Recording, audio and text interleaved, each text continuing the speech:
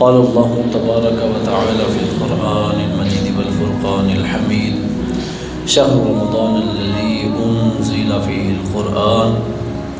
وقال الله تبارك وتعالى في مقام آخر إن الله وملائكته يصلون على النبي يا أيها الذين آمنوا صلوا عليه وسلموا تسليما. الصلاة والسلام عليك يا رسول الله وعلى آلك وأصحابك يا حبيب الله. الصلاة والسلام عليك يا نبي الله وعلى آلك وأصحابك يا نور الله. مولاي صل وسلم دائما أبدا على حبيبك خير الخلق كلهم هو الحبيب الذي ترجى شفاعته لكل هول من الأهوال مقتهب. يا رب بالمصطفى بلغ مقاصدنا واغفر لنا ما مضى يا واسع الكرم. مختصر حمد و صلات کے بعد الحمدللہ رمضان المبارک کا مہینہ یہ آنے کے بالکل قریب ہے، یعنی کہ یہ جمعہ ہم ادا کر رہے ہیں اور اگلا جمعہ جو ہوگا وہ ہمارا اللہ نے چاہا تو رمضان المبارک کے اندر ہوگا۔ رمضان المبارک کے مہینے کی بڑی برکتیں ہیں اور اس مہینے میں نیکیوں کا ثواب بہت زیادہ بڑھ جاتا ہے، اور باقاعدہ قرآن کے اندر بھی اس کی فضیلت کو بیان کیا گیا، اور اس کے علاوہ احادیث کے اندر بھی کثیر احادیث ایسی ہیں جس میں رمضان المبارک کی فضیلت، رمضان کا ثواب اور اس کے علاوہ رمضان کے احکام، کہ رمضان کے احکام کیا ہیں، روزے کے احکام کیا ہیں، یہ سارے کے سارے احادیث کے اندر بھی بیان ہوئے۔ اب شعبان کا یہ مہینہ چل رہا ہے، شعبان کے بعد رمضان آتا ہے، اور اسلام کے اندر جو مہینوں کی تاریخ ہے وہ یا 29 ہوگی یا 30 ہوگی۔ یہ جو اسلامی مہینے ہیں محرم، صفر، ربیع الاول، ربیع الثانی، تو اس میں یا مہینہ 29 کا ہوتا ہے یا 30 کا ہوتا ہے۔ چاند کے حساب سے اس کو دیکھا جائے گا کہ مہینہ 29 کے بعد چاند نظر آ گیا تو اگلا مہینہ شروع ہو جائے گا، وگرنہ 30 دن پچھلے مہینے کے ہوں گے اور 30 کے بعد اگلا مہینہ یہ شروع ہوگا۔ تو ابھی ہمارے پاس بھی یہ چند دن ہیں، اس کے بعد ظاہر سی بات ہے ہمارے ملک کا ایک قانون ہے، طریقہ کار ہے، اس کے مطابق چاند دیکھا جائے گا اور پھر اعلان کیا جائے گا کہ رمضان مبارک کا مہینہ کس دن شروع ہو رہا ہے۔ اب حضور صلی اللہ علیہ وسلم کے زمانے میں بھی چاند کو تو دیکھا جاتا تھا، وہاں پر بھی یہ ساری چیزیں تو کچھ نہ کچھ انداز مختلف ہو سکتا ہے لیکن پائی جاتی تھیں۔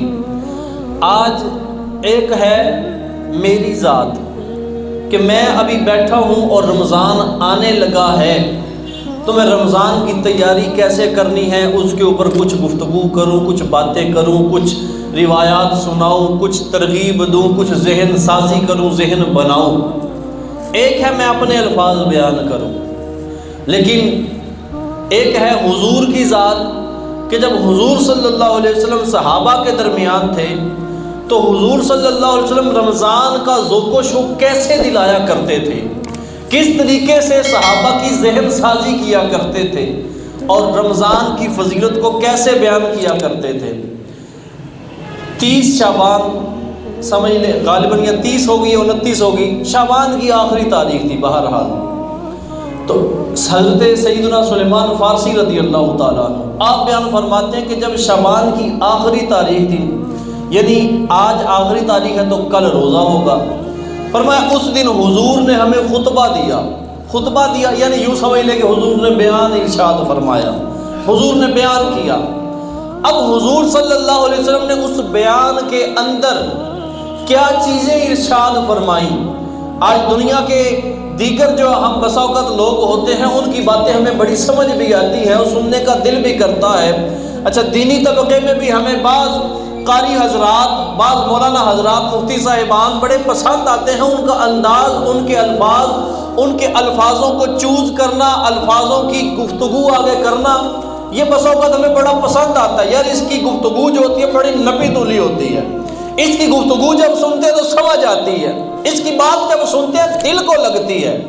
یہ آج ہم جو دیگر ہیں ان کے متعلق، یعنی آج کے وقت کے جو علماء ہیں، یہ ان کے متعلق ہمارا ذہن ہوتا ہے اور ہونا بھی چاہیے.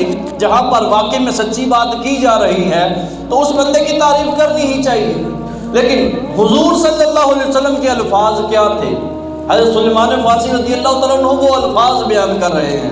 وہ الفاظ سیم ٹو سیم میں آپ کے سامنے یہاں پر رکھوں گا.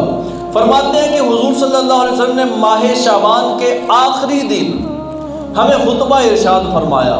اب وہ خطبہ کیا تھا کہ اے لوگو، تمہارے پاس عظمت و برکت والا مہینہ جلوہ گر ہو رہا ہے.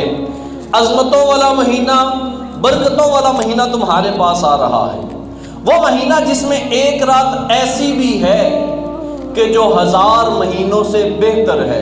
اب حضور یہ صحابہ کو ترغیب دلا رہے ہیں، ذوق بڑھا رہے ہیں، شوق بڑھا رہے ہیں. فرمایا اس میں ایک رات ایسی بھی ہے جو 1000 مہینوں سے بہتر ہے. اللہ عز و جل نے اس ماہ مبارک کے روزے فرض فرمائے ہیں. اس کی رات میں قیام کرنا یعنی تراویح ادا کرنا سنت ہے. جو اس میں نیکی کا کام کرے تو ایسا ہے جیسے اور کسی مہینے میں فرض ادا کیا. رمضان کے مہینے میں جو بندہ کوئی نیکی کا کام کرے، کوئی نفلی کام کرے، نفلی عبادت کرے، تو وہ ایسا ہے جیسے اور مہینوں میں ہم فرض ادا کرتے ہیں. اس فرض کو ادا کرنے میں جو ہمیں ثواب ملتا ہے، رمضان کے مہینے میں ہم فرض نہیں نفل ادا کریں، کوئی نفلی نیکی کریں، نفلی کام کریں، اس کا ثواب رب اتنا عطا فرماتا ہے جتنا دیگر مہینوں میں فرض کرنے کے اوپر عطا فرماتا ہے. مزید ارشاد فرمایا اور جس نے اس میں فرض ادا کیا تو ایسا ہے جیسے اور دنوں میں 70 فرض ادا کیے. ایک فرض 70 فرضوں کے برابر ثواب اس کا رمضان میں ملتا ہے. یہ صبر کا مہینہ ہے. گرمی ہے، پیاس ہے، بھوک ہے، طلب بھی ہے کھانے پینے کی، نہیں کھا پی رہے، تو یہ صبر کا مہینہ ہے. بندہ صبر کرتا ہے. کوئی دیکھے نہ دیکھے رب تو دیکھ رہا ہے. کوئی اور مجھے نہیں بھی دیکھ رہا، نہ گھر میں کوئی ہے نہ مجھے اور کوئی دیکھ رہا ہے. پیاس بھی لگی ہوئی ہے، بھوک بھی لگی ہوئی ہے، کھانے کا دل بھی کر رہا ہے، لیکن پھر بھی صبر بندہ کرتا ہے. یہ صبر کا مہینہ ہے. کیوں؟ رب تو دیکھ رہا ہے. تو رب دیکھ رہا ہے تو میں نے روزہ نہیں توڑنا، میں نے روزے کو مکمل کرنا ہے. تو حضور نے ارشاد فرمایا یہ صبر کا مہینہ ہے. اور صبر کا پھر ثواب کیا ہے؟ حضور خود ارشاد فرماتے ہیں صبر کا ثواب جنت ہے. یہ غم خواری و بھلائی کا مہینہ ہے اور اس مہینے میں مومن کا رزق بڑھایا جاتا ہے. رمضان کے مہینے میں مومن کا رزق بڑھایا جاتا ہے. اچھا ایک چیز ہم نے اپنے بچپن سے تقریباً دیکھ رہے ہیں، جو بزرگ ہیں ہو سکتا ہے وہ اس سے پہلے دیکھ رہے ہو.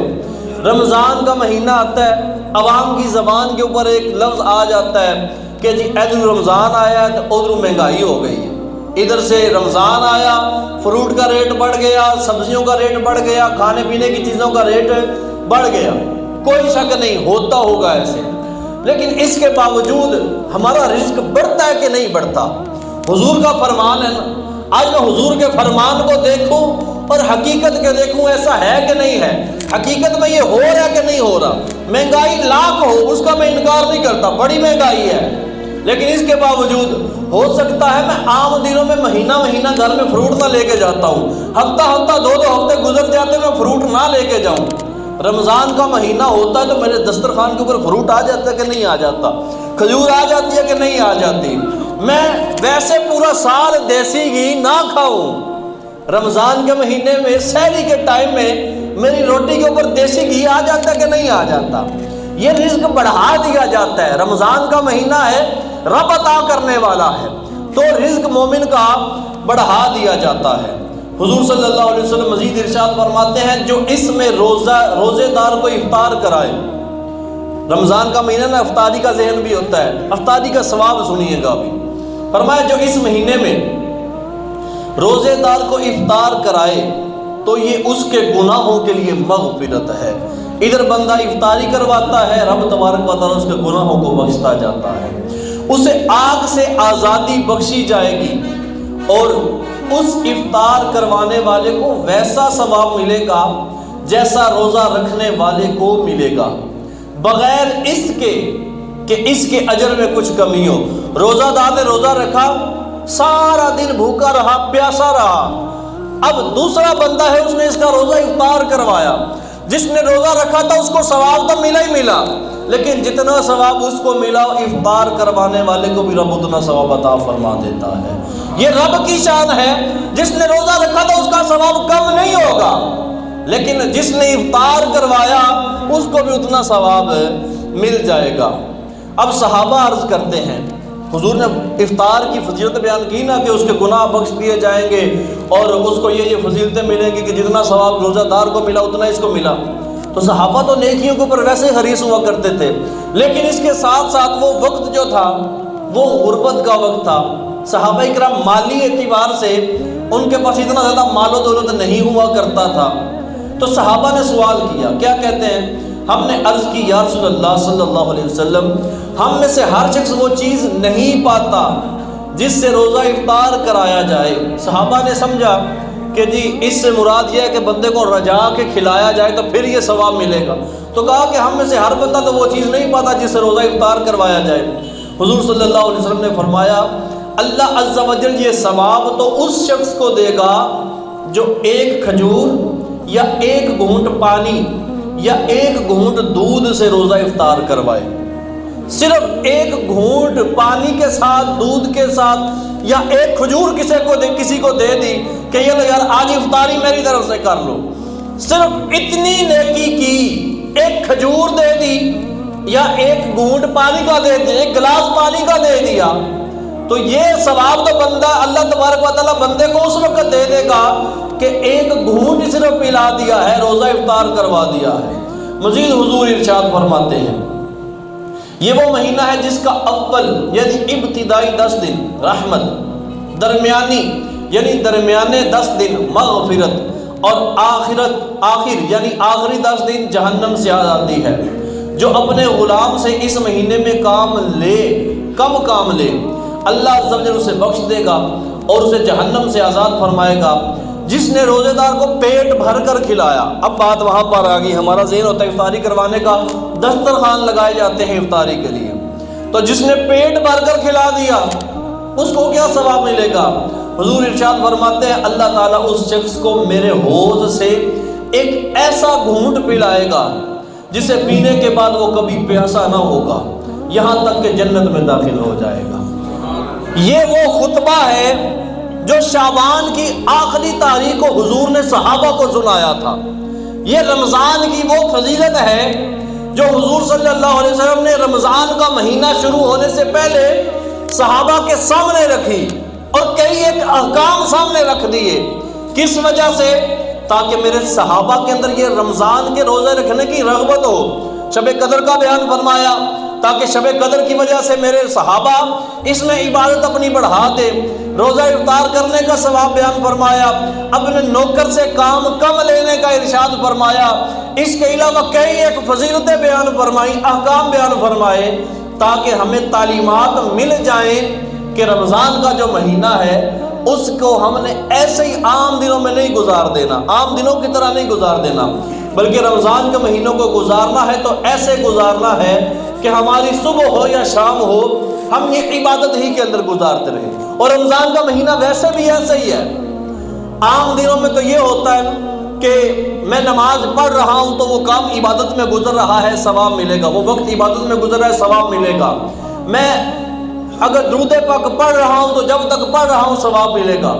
روزہ دار رمضان کا جب مہینہ آتا ہے اس کا ہر لمحہ عبادت کے اندر گزر رہا ہوتا ہے، وہ سوتا ہے تو اس کا سونا عبادت، وہ جاگتا ہے تو اس کا جاگنا عبادت، وہ پڑھتا ہے تو اس کا پڑھنا عبادت۔ روزہ دار کو ہر لمحے نیکیاں مل رہی ہوتی ہیں، سحری کرتا ہے تو سحری کرنا بھی ثواب، اور افطاری کرتا ہے تو افطار کرنا بھی ثواب۔ یہ رب تبارک و تعالیٰ کی شان ہے کہ رمضان کے مہینے میں ہر لمحے کے اندر رب تبارک و تعالیٰ ثواب ہی ثواب عطا فرماتا ہے۔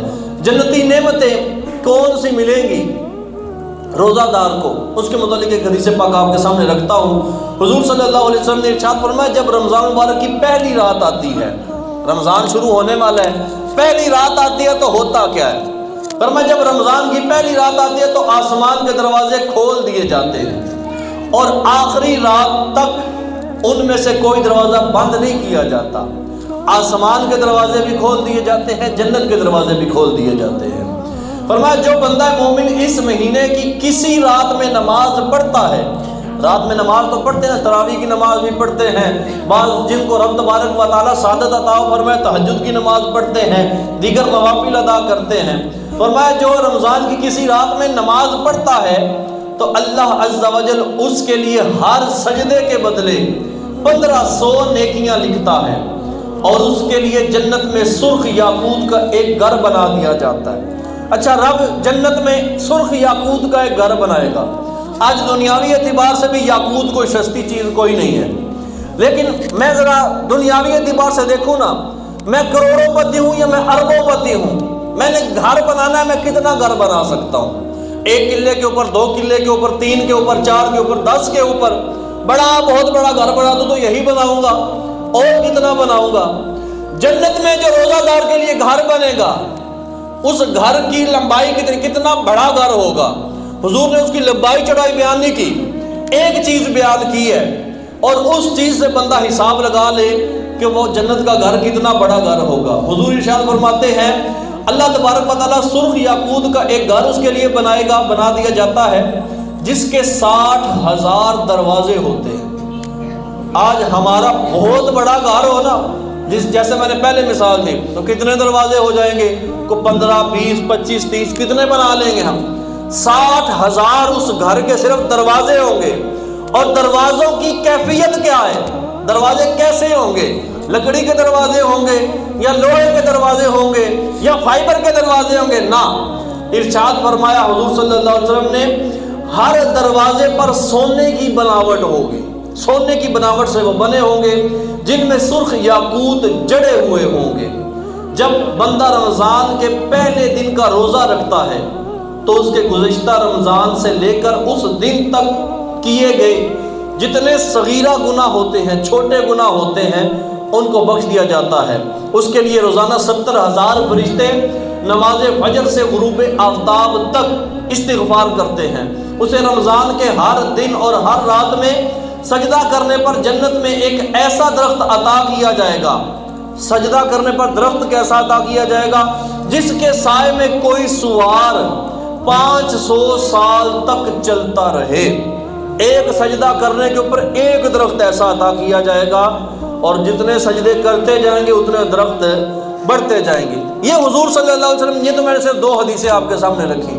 ہم اگر احادیث کی کتب کو کھولیں نا، کثرت کے ساتھ رمضان کی فضیلتیں یہ ملتی ہیں، روزے کی فضیلتیں ملتی ہیں۔ بخاری اور مسلم دونوں کی حدیث مبارکہ ہے۔ حضور نے ارشاد فرمایا من صام رمضان ایمانا و احتسابا غفر له ما تقدم من ذنبه۔ فرمایا جس بندے نے رمضان کا روزہ رکھا ایمان کے ساتھ، ہو مومن، شرط یہ ہے، اور دوسری شرط یہ ہے کہ ثواب کی نیت کے ساتھ، لوگوں کو دکھانے کے لیے، لوگوں کو بتانے کے لیے، اپنے آپ کو متقی ثابت کرنے کے لیے، اپنے آپ کو روزہ دار کہلوانے کے لیے نہیں رکھا، بلکہ ایماناً و احتسابا، ایمان کے ساتھ رکھا اور نیکی ثواب چاہتے ہوئے رکھا، ثواب کی امید کے اوپر رکھا۔ اگر بندہ یوں روزہ رکھتا ہے تو حضور فرماتے ہیں غفر لہ ما تقدم من ذنبہ، اس کے جتنے پچھلے گناہ ہیں سارے کے سارے بخش دیے جائیں گے۔ یہ رمضان کا روزہ رکھنا۔ اچھا، رمضان ہے عبادت کا مہینہ نا، اس میں تو جو بندہ ویسے دور ہوتا ہے عبادت سے، وہ بھی عبادت کی طرف آ جاتا ہے، رب کو راضی کرنے کی طرف آ جاتا ہے، نمازوں کی طرف آ جاتا ہے۔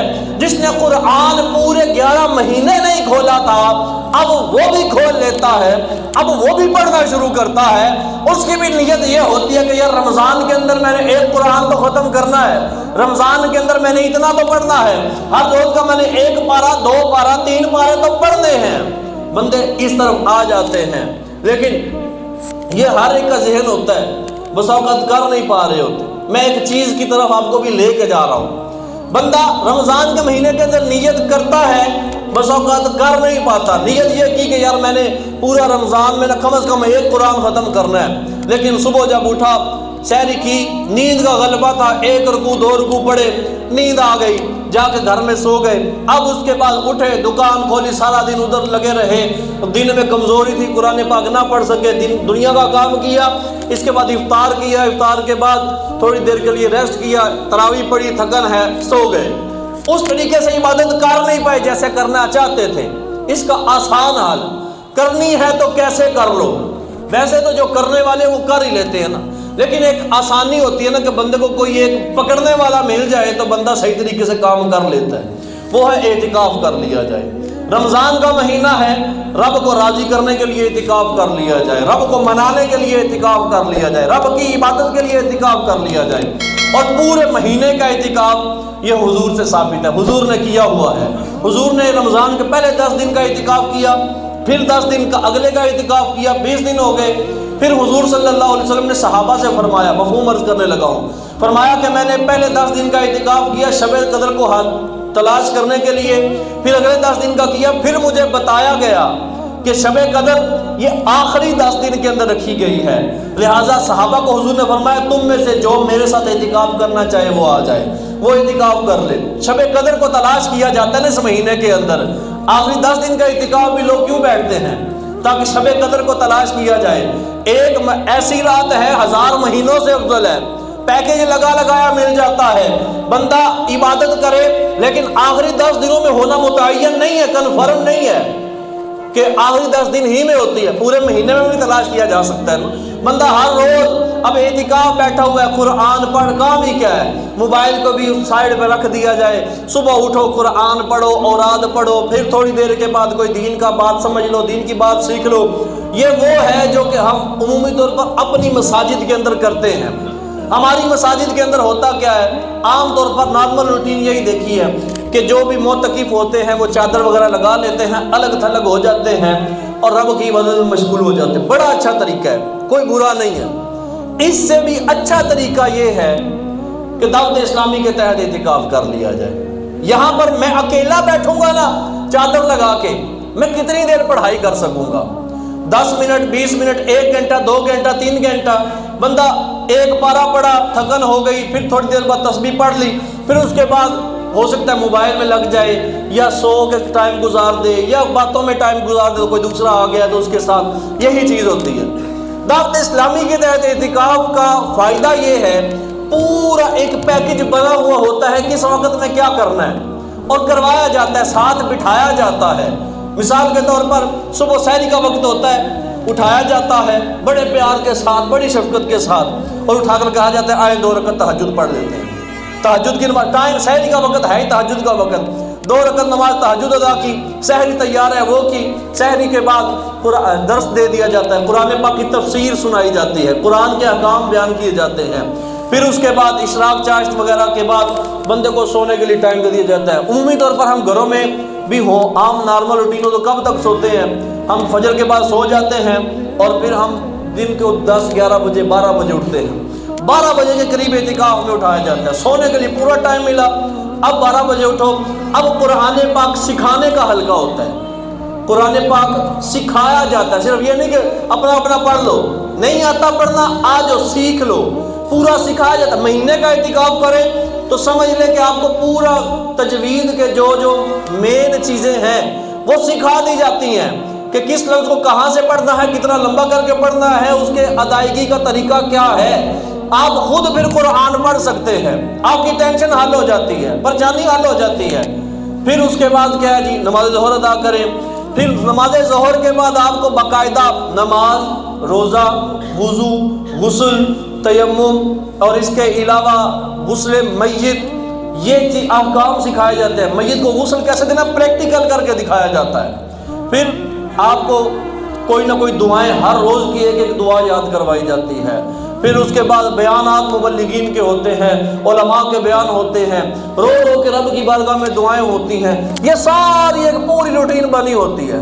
اب میں اکیلا بیٹھتا تو میں تو 2 گھنٹے بس تلاوت کر کے یا عبادت کر کے بیٹھ جاتا، یہاں پر میرے ساتھ 100 بندہ اور بیٹھا ہوا ہے، الحمدللہ دعوت اسلامی کے تحت یہ 10-20 بندے نہیں، پچھلے سال بھی جو بیٹھے ہیں وہ 1.5 لاکھ سے اوپر بندہ دعوت اسلامی کے تحت اعتکاف میں 10 دن کا اعتکاف انہوں نے کیا ہے، 1.5 لاکھ سے اوپر تعداد تھی اس کی۔